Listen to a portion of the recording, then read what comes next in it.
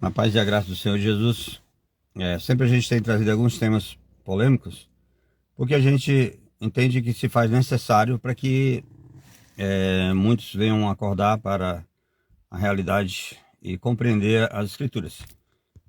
Falando aqui de Estevão, né? Um servo do Senhor, um diácono, em que foi apedrejado dentro do templo. E muitas pessoas não compreendem o porquê e nem procuram entender o porquê ele foi apedrejado e por quem, né? Então Estevão estava ali no templo e começou a pregar e ele dizia assim, porventura Salomão construiu o templo, mas porventura Deus não habita em templos feitos por mãos humanas e nem é servido por mãos humanas, como se de alguma coisa precisasse. E ele vai dizer que, como diz o profeta, lá no profeta Isaías, o apóstolo Paulo também em Atos 17. Nós estamos lendo aqui em Atos capítulo 7, versículo 48. Você pode pegar a Bíblia e ler.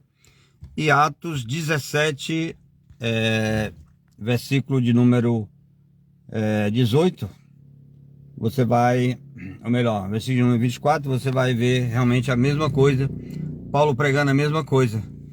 Quando ele diz, o céu é o meu trono, assim diz o Senhor. O profeta Isaías também fala disso. O céu é o meu trono, a terra é o estrado dos meus pés. E ele diz, que casa me edificarei vós? Né? Porque o povo, havia uma concepção de que realmente o templo de Salomão era um símbolo da casa de Deus, onde ficava a Arca da Aliança e tudo. Mas tudo isso já apontava para Cristo, entende? Então hoje, casa de Deus e morada do Altíssimo, é o Senhor que habitar em nosso coração. O próprio Jesus disse, o Rei de Deus está entre vós, está dentro de vós, né? Então eles acreditavam que realmente Deus precisaria ser servido e tal. E Estevão vem com essa mensagem e é apedrejado dentro do templo, né? Ele disse, olha, o Altíssimo não precisa não habita em templos feitos por mão dos homens. Hoje a gente vê,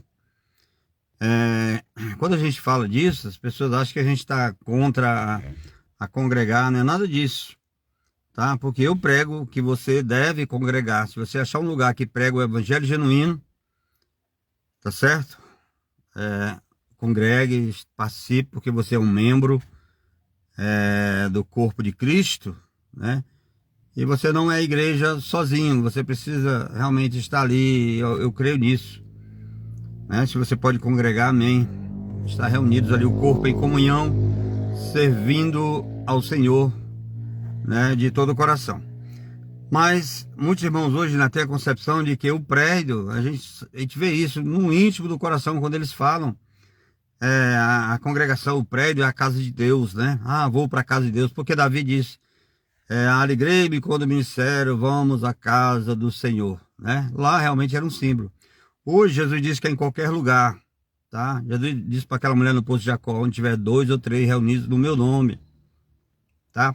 Ele disse para a mulher, nem nesse monte, nem em Jerusalém, mas os verdadeiros adoradores adorarão o Pai em espírito e em verdade, né? Quer dizer, em qualquer lugar, de todo o coração. Em outra parte ele disse, entra no teu quarto, fecha a tua porta, né? Então, aonde estiver 2 ou 3 reunidos, o Senhor se faz presente. Mas a congregação é para você se reunir juntamente com a igreja, né? Estar juntos. E hoje, assim, muitos irmãos ainda, por cegueira espiritual e falta de conhecimento, acreditam que o templo, né? O prédio, né? É a casa de Deus, né? Acreditam que o púlpito, né? Que é uma outra coisa bem polêmica, o púlpito é santo, né? E por aí vai, né? Acreditam que o sacerdote, no caso nós os pastores, nós somos os mediadores da igreja, né? E temos uma cobertura espiritual, que é outro ponto que a gente vai abordar em outra ocasião, né? Não, todos nós, a Bíblia diz que fomos feitos sacerdotes em Cristo, tá? Então o pastor é um sacerdote, o irmão é um sacerdote, sem diferença alguma na questão da visão de Deus. Todos vós foram feitos sacerdotes, certo? Só que o pastor, se ele é chamado, ele tem a diferença, a única diferença são dons. O pastor é chamado para apacentar, para cuidar. Você é também um sacerdote chamado com outros dons para realmente estar exercendo a obra de Deus, mas você é um sacerdote, tá?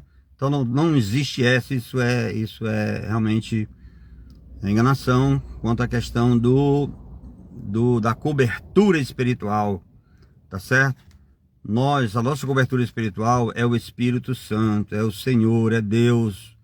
Nós estamos debaixo dessa cobertura, debaixo do esconderijo do Altíssimo, e não debaixo da cobertura de um homem.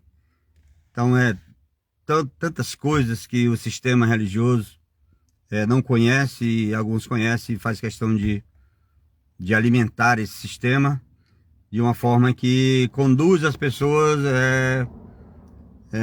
oprimidas e presas a servir ao homem, ao sistema.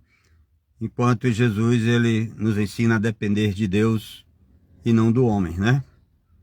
Então são essas questões que a gente tem abordado e vamos continuar falando para que a igreja abra os seus olhos e acordem para o verdadeiro evangelho.